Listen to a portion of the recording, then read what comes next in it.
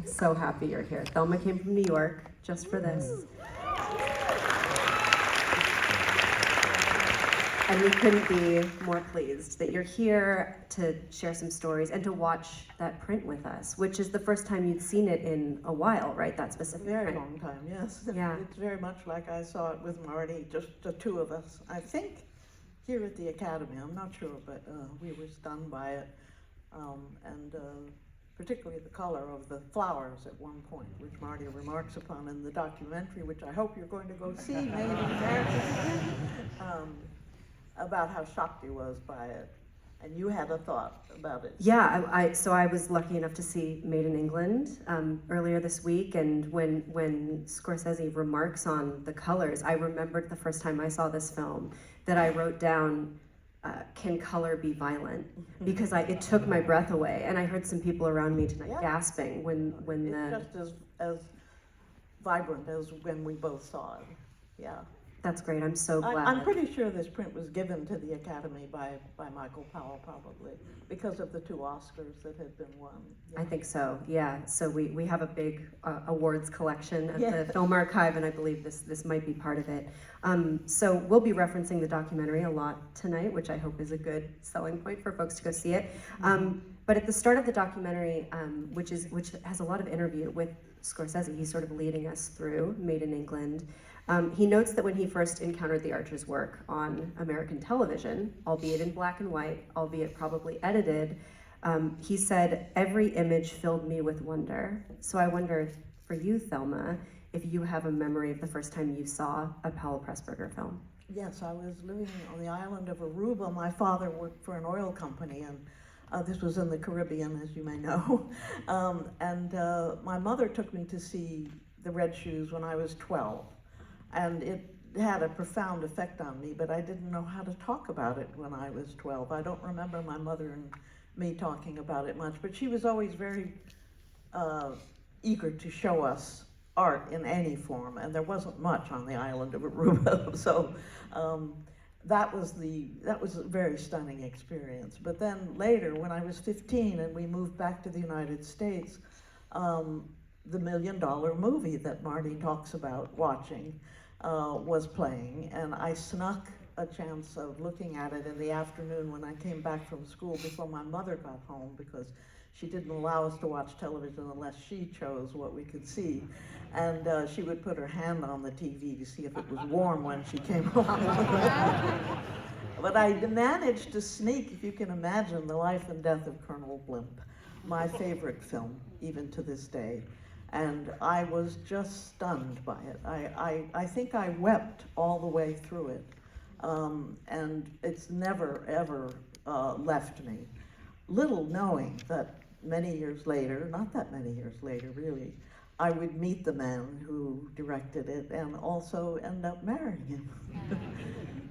And I want to come to that story of your meeting, but I also want to take us back a ways to really the beginning of Michael Powell's career, because he got his start in the 1920s in silence, working with Rex Ingram, who I think he mentions has a massive effect on him and his outlook on storytelling, on cinematic expression. And so can you share a little bit about what you know about the influence that Ingram and his sort of more surrealistic approach to filmmaking may have had on Michael? Oh, it was enormous. He never ever forgot the influence of Rex on him. I think he loved his daring, his courage, his wonderful use of color.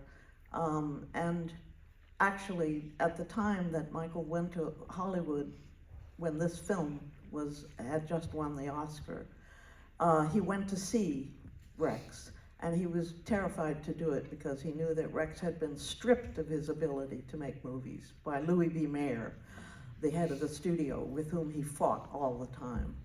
And so when he went, he didn't want to see Rex in any other state than as a magnificent director. But he did go. And Rex gave him a book he had written about Mexican bullfighting, and he wrote in it, "Keep on showing 'em, Mickey." And Michael was never without that book. When I lived with him, we moved many times from different sublets and to England and back and to England and back.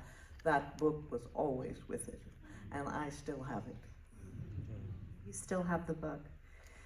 You know, the American crew with Rex was terribly generous to Michael. They taught him about editing, about camera work, about making titles for silent films.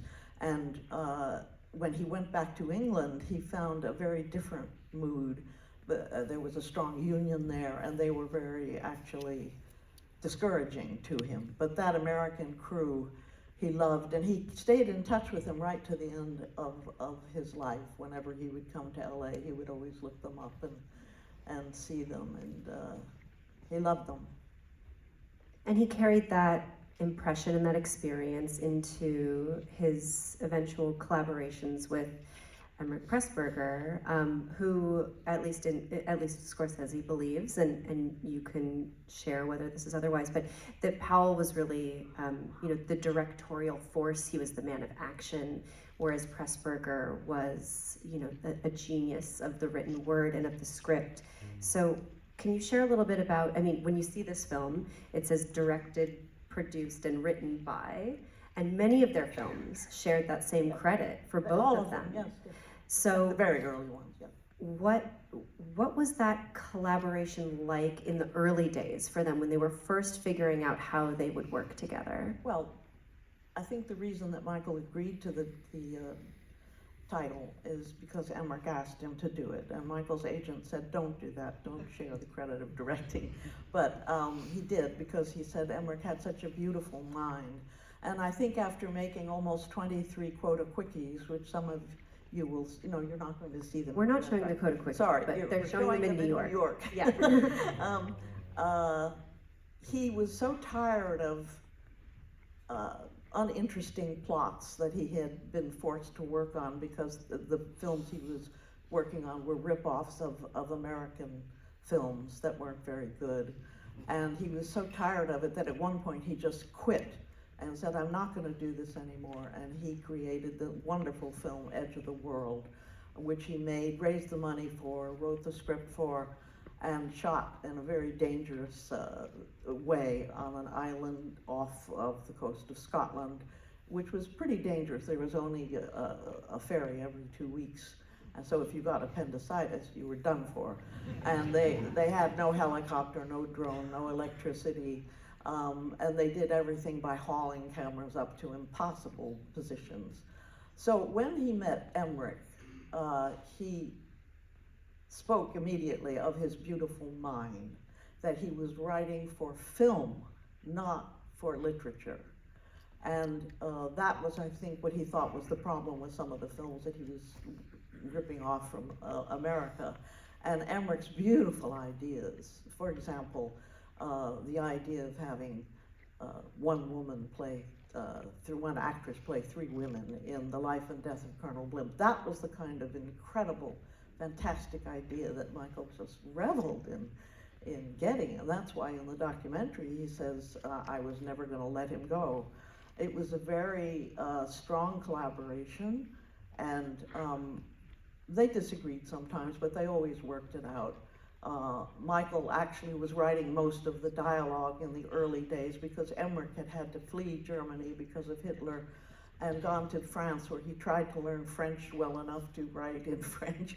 Then he had to come to England because the Nazis took over Paris. And so then he had to learn to write in English, and it was very difficult. But you can tell in the early films, for example in Blimp, that the wonderful dialogue of the bureaucrats particularly is definitely Michael. I mean, I don't think Emmerich could have achieved that deep understanding yet.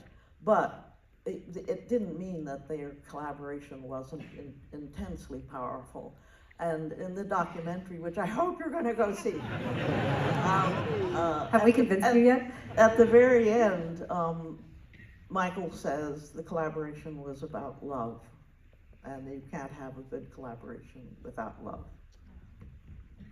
And I think that shines through for so much of their films and the love that they show for their craft, and also in the footage of them together. Anytime they're interviewed together, you can tell they're deferential to each other. They're making jokes. They just seem to love to be in each other's presence, which must have been such a strong force for them when they made 49th Parallel, for example, because they were also working during wartime with certain mandates and sort of having to work to make a film that was, for lack of a better word, propaganda. So how do you think they were able to maintain their vision through that mandate that the film had to be? Well, every one of the films during the war was supposed to be made to support the war. And that was a deal that Alexander Korda, a great Hungarian producer, made a deal with Churchill, that they wouldn't shut the film business down during World War II. They did shut it down during World War I. And so whenever they were given an idea by the Ministry of Information, they then created a masterpiece out of it. It was never propaganda. It was supporting the war, but it was never propaganda. They came up with ways of making things incredibly original and in ways that you never knew what was going to come next in their movies. And I think that's why they were so unique. And the 49th Parallel really led to them being able to establish their production company, right? I think they signed a deal with Rank after making 49th Parallel, and that really gave them the freedom to control their own work and make these completely unique and beautiful stories. And they really created the conditions within the studio system to make these almost experimental films, which led to the life and death of Colonel Blimp, I think in 1943, which was their first Technicolor film. And I know that this film in particular, you mentioned this is your favorite of their films. I'm sorry? You mentioned that yes, Colonel Blimp is your favorite of their films, and it also greatly influenced you and Scorsese when you were making Raging Bull, I understand. At least one scene in particular. Yeah, one's the duel that Michael was so courageous to, when these two men who've never met each other and have to fight this idiotic duel, and then become friends for life. When the duel begins, what Michael did was he created, and Emmerich, they created this wonderful precursor to the duel, the ridiculous rules that were to be followed. For example, that only the seconds had to take a bath. The principals did not have to take a bath before the duel. And that comes from a book that Emmerich found, which was actually the code for dueling. And people were still dueling even in the 1930s. It was quite a passion for the nation. And I'm sorry, Oh, I was just asking, I understand that film, which means so much to you at the time. Duel. Yeah, The duel, yeah. So because Michael and Emmerich realized that what was great about the duel was the ridiculous reasons it was being fought and the ridiculous rules, and that these two men would become great friends. And so Michael, when the duel begins, decided to just train up out of the duel, out into the beautiful German, the city of Berlin in snow, very, very beautiful, instead of showing the duel, because now many directors would have shown the duel, but they realized that was not what was important. And then Scorsese was so impressed by that what he did in Raging Bull was in this great Steadicam shot that begins with De Niro down in the basement of a huge place where he's going to have a fight. And the camera tracks back with him. It's quite a remarkable shot. And then goes behind him as he enters into the huge arena where he's going to fight. And Marty spent the time on that shot instead of the fight. The fight, when we cut the fight, we cut it really fast, just get it over with. Because what this was all about was what Jake had suffered from, what he had to give up, how he had to throw a fight, how he had to do what the mafia told him to do. That's what that shot represents, a direct influence from the duel. And if you're interested in seeing the duel that we're discussing, we're screening Colonel Blimp on Monday, July 22nd. So come back, see it here in this cinema. And it's a beautiful 4K restoration that we're screening. That I know you oversaw that restoration, right? Yes, Yes. that was one of the early ones we did, yes. We did Red Shoes first and then Blimp, yeah. I can't wait to see it in this space. So from there, from Colonel Blimp, they make A Canterbury Tale, which at the time was considered a flop. We're not screening that film in this series, but next was, not for that reason, not for that reason. There are some rarities in this series, actually. The elusive Pimpernel we are screening, which is so hard to find. It's so hard to find it looking great digitally, and we're really pleased to be flying in a print of that. So there are hard choices you have to make when you only have 10 slots for a series. But then they worked on I Know Where I'm Going, which I told you earlier is, I think, my favorite, Powell and PRESSBURGER, which we're screening on July 27th on a brand new print from the BFI, like just made. Like we will be I restored it last year. Yeah, brand new. And this is really where, especially in I Know Where I'm Going, you start to see these touches of little bits of magic. It's not magical realism quite, but there are just magic touches. Can you speak a little bit about that influence in their work that becomes so prevalent in the 1940s? And I think we saw it a bit in the film tonight as well. Well, magic is something that Michael learned from Ingram. Ingram was really interested in magic, and even people like Aleister Crowley, who were people who were really into it. And so Michael always wanted to have magic in the movies, and I think Emmerich did too. They liked to say what they call little bombs they would place in a film that you don't quite get until that bomb explodes later in the plot. That's not really magic, but magic was very, very important, particularly to Michael in A Matter of Life and Death, where he could do anything he wanted. He could forget about continuity. He could jump around from heaven to earth and do whatever he wanted. It was his favorite film in a way because he could be a magician, and he really loved having absolutely complete freedom. I mean, there's all kinds of things that people would call jump cuts or mismatches. It didn't matter at all. It didn't matter to the audience either. So magic was something very important to both of them. I also think there's, Scorsese mentions in the documentary that their films are imbued with a English romanticism. Would you agree with that? Well, I think what it is their films are imbued with emotion, powerful emotion, not sentimentality, which is something that they both hate. It's powerful emotion, which was quite unusual for British films at that time. And thank God for it. So I want to come to talking about the film that we just watched together tonight, and start by talking about Jack Cardiff, who, every time we've mentioned his name tonight, when his name came on screen, the audience erupted in applause, which is so great to hear. And I know with this film, he was really trying to evoke the visuals of the Dutch Golden Age painters like Vermeer, Rembrandt, and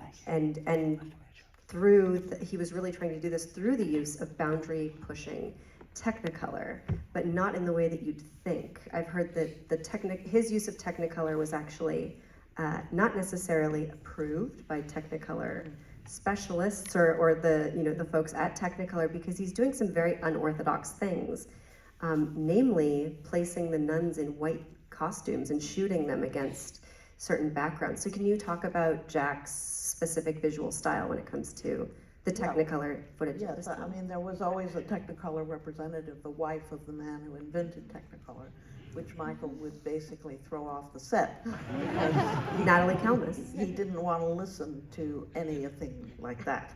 And Jack, having been trained by Technicolor, was a formidable force for anyone like that to argue with. So it's the lighting, I think, that is also quite extraordinary in the film.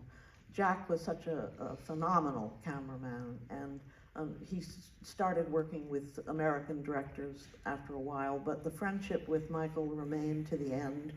And when Michael's 100th birthday came about, Cannes gave a little celebration of him, and I took everybody who came to that celebration, people from Criterion and Ian Christie and all kinds of experts, and also the grandchildren of Emmerich, to the hotel that Michael's father had left him in the south of France, and we had a wonderful lunch. And Jack, when he got up on stage to talk about Michael, just said one thing. I just want to say one thing. Michael Powell was the greatest director I ever worked for, and he walked off the stage. What else did he need to We say? remained friends with him right up almost to the end. Yeah. Something you mentioned in the intro, in your intro earlier, was the idea of the composed film, and I think we were all watching for it in this film tonight. So can you speak a little bit about how the use of the composed film concept in those 10 minutes in Black Narcissus then led to the Red Shoes? I think we can see it in Tales of Hoffman, Yeah. other of their works. Can you speak a little bit about that? Well, in Red Shoes, Lermontov says the music is the master, always the master, and Michael really, really felt that.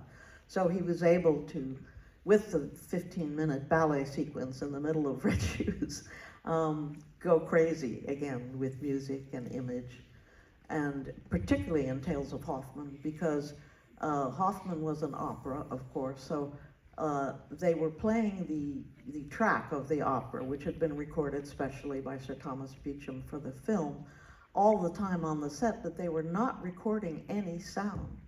And so Michael was freed up from microphones interfering with his shots. And it was the final really wonderful way he could show what a composed film was like. I think that even in a contained setting like the Red Shoes, where there's a lot of interiors, even there, we have such a sense of atmosphere in their films, particularly in I Know Where I'm Going. I mean, weather plays such a huge role in the narrative of that film. And also in the film that we saw today, everyone's mentioning the cold and the wind. And I know that Michael was an avid hiker and really enjoyed the outdoors. So yes, when he would finish a film, he would immediately get his backpack and go off to Scotland with Bill Payton, his right-hand man, who was a Shetlander from Scotland, and join Alistair Dunnett, who was the editor of The Scotsman, and they would just walk over the hills of Scotland for days and days, for 2 weeks. And I think a lot of whiskey and chocolate were consumed. Then Michael would go back to look at the editor's first cut. But he wanted to free his mind up from all that he'd been through, maybe some of the compromises he felt he had to make. So he loved Scotland. In fact, when we were living together, he talked about us retiring to Scotland. Unfortunately, that didn't happen. But he knew Scotland probably better than most Scots. And when he was looking for the island for I Know Where I'm Going, which we all love, he went all over the United Kingdom looking for islands, and then he finally settled on Mull. And he met many of the wonderful people in I Know Where I'm Going, the older woman who talks about what the Highland balls were like before the war. He actually met someone exactly like that. I have his diary accounts of how he researched all these areas. And in the middle of this, Emmerich wrote him to tell him that V-2 rockets sent by the Nazis were hitting London. So he never, ever lost his love for Scotland. And again, back to the use of atmosphere too, and just weather. When we were putting this series together, I worked on this program with my colleague Haesung, who couldn't be here tonight.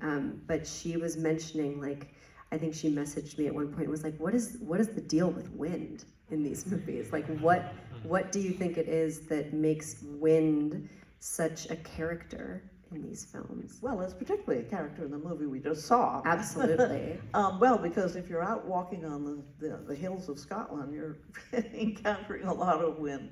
Michael loved weather of any kind and light. He just living with him was such a joy, because he asked me to put on his gravestone, film director and optimist. And he was an optimist. I can't tell you what it's like to live with an optimist. He cherished every second of every day.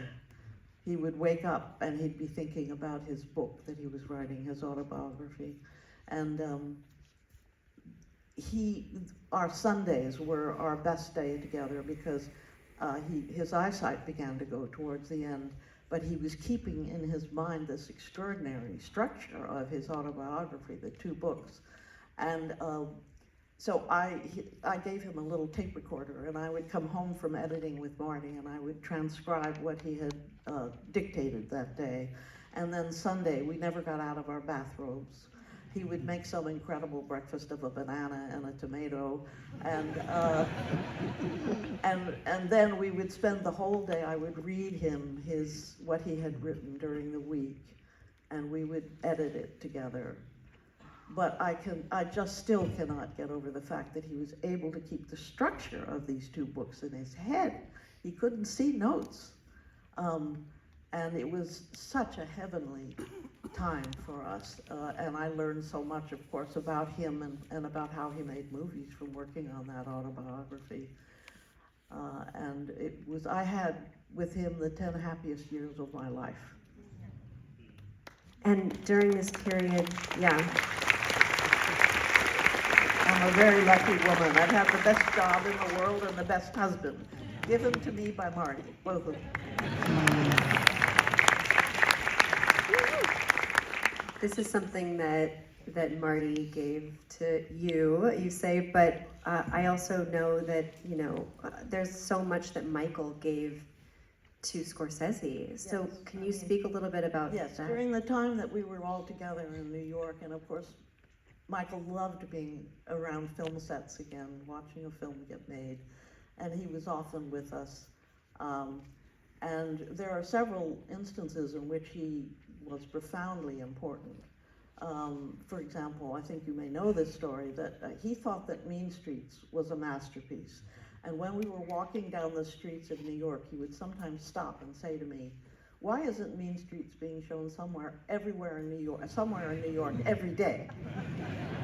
I didn't know how to answer that, but so he wanted to see, when Marty started bringing him to the United States, which he did a lot, Michael wanted to see where Mean Streets had been filmed. Some of it was filmed in Los Angeles, but his favorite scene was the cemetery scene, and he wanted to see where that was made.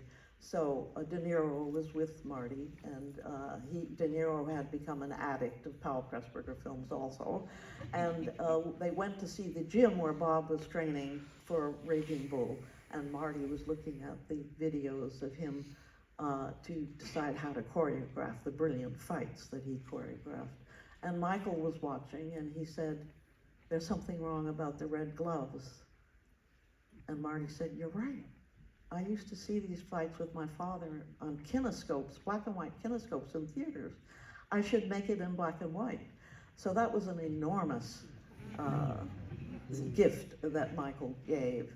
He also gave us the ending for After Hours. For those of you who know the movie, thank you. I hope it's going to get its dues soon. We've restored that as well. So,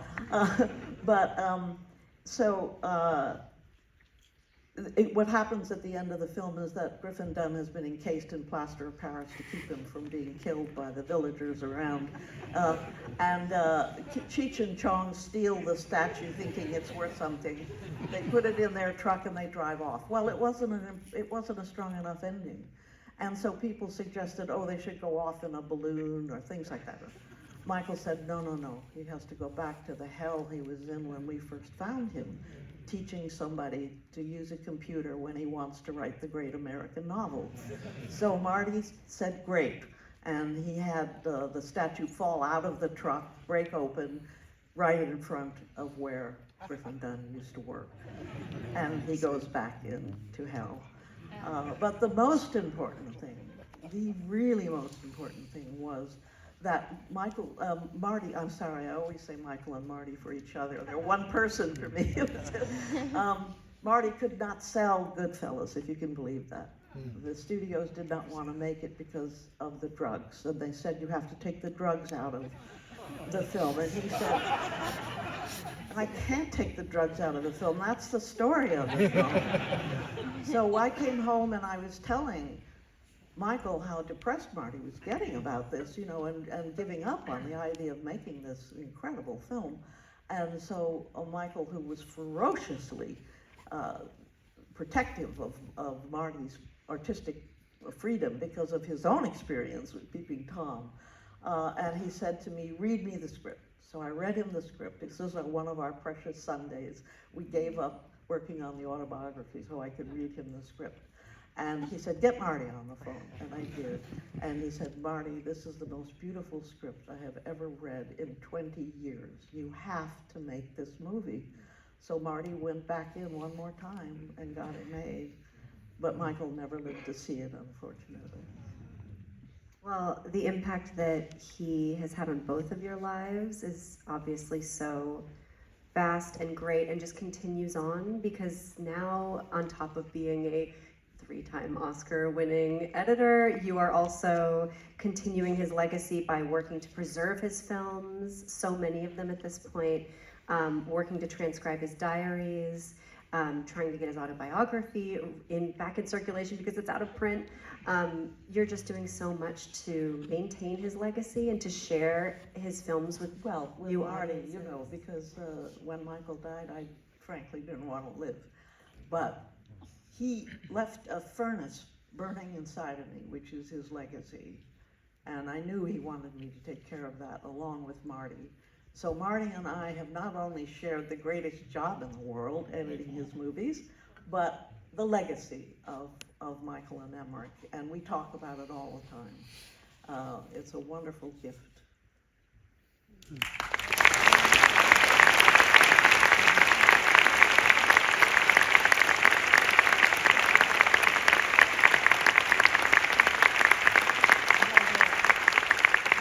Thelma, it's been so great having you here. I just almost started crying, so thank you for that.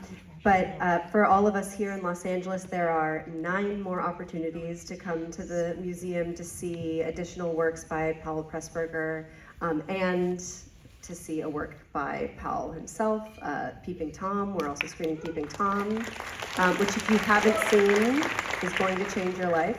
And so I hope to see all of you back here for so many additional films. I'm lucky to be seeing these films in this wonderful theater in this wonderful screen.